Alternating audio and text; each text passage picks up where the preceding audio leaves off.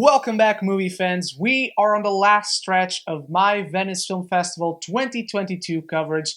Thank you for clicking on my review for Dead for a Dollar, starring Christoph Waltz and Willem Dafoe in a B-style western that follows a famed bounty hunter as he runs into his sworn enemy, a gambler and outlaw, while on a mission to find and return the wife of a successful businessman as she is being held hostage in Mexico.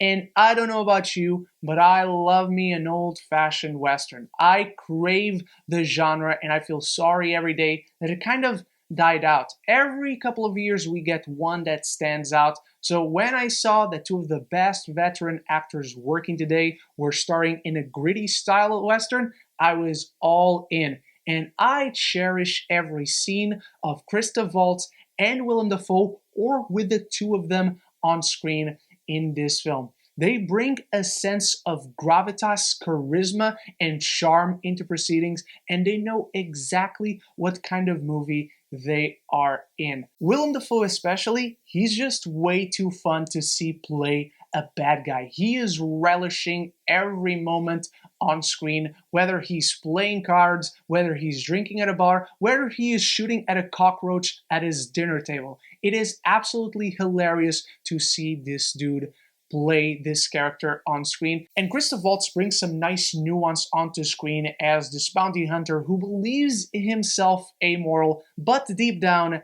has a heart of gold. This is as classic a western in the way it plays out as one can be, with a stellar cast that includes Benjamin Bratt, Rachel Brosnahan, and Hamish Linklater, who last year stole the show with Midnight Mass. Go watch it in case you haven't. But before we continue on this horseback ride of my thoughts on Dead for a Dollar, let me know what you make of it in the comments below. Did you catch it at the festival? Did you catch it anywhere else by the time you find this video?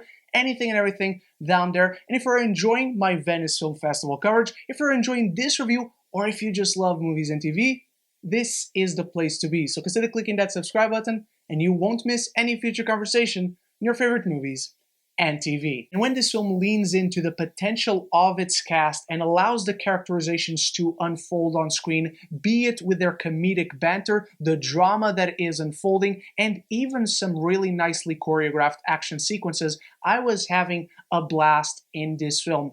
But it feels like it's a movie in constant conflict with itself, as the script feels overly serious for how the editing and direction bring the story across. This is a film filled with style from a visual standpoint, where Walter Hill brings his more recent sensibilities that make his films so much fun to watch. I'm personally a huge fan of Bullet to the Head as this cheesy, knows what it is action film, and those sensibilities are present in Dead for a Dollar, as well as classic old school cheesy pans and transitions. There's even a really cool one where horses are riding and dust just obstructs the screen and transfers it to an entire other scene.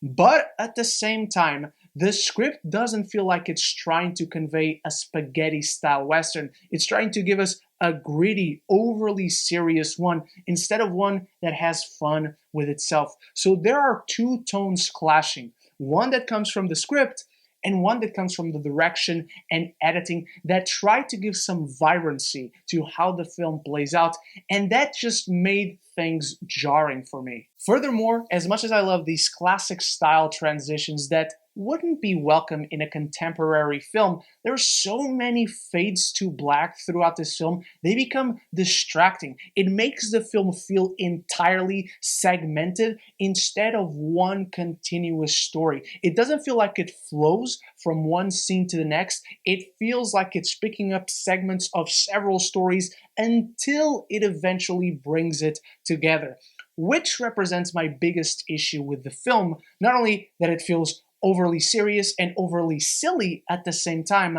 but ultimately how it feels like it's a sample for a potentially great miniseries. It feels like it's cramming so much into an hour and 50-minute runtime that nothing is able to flourish, nothing is able to be fleshed out, not the world and not the characters, and the fun that it still delivers despite ultimately undermining its own potential. You find yourself so invested in the feud between Borland and Cribbins, and the hate they carry for one another is so believable, but the ultimate payoff and confrontation between these two feels like it's relegated to the background in service of a bunch of subplots that you're not as invested in. It doesn't feel like the film naturally builds to its rightful crescendo. It just feels like it adds that on top of the rest of its many subplots, despite a really fun action sequence by the end. It's a shame that it doesn't more naturally converge all its story threads, because the B sensibilities and the sense of fun and levity that comes with that, even in the performances, in the direction,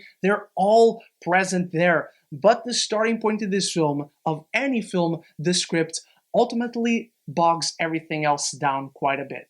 The old-fashioned sensibilities of Dead for a Dollar are its biggest strength. But despite the simple plot, it still unfolds in a convoluted way, and compelling characterizations are not taken advantage of.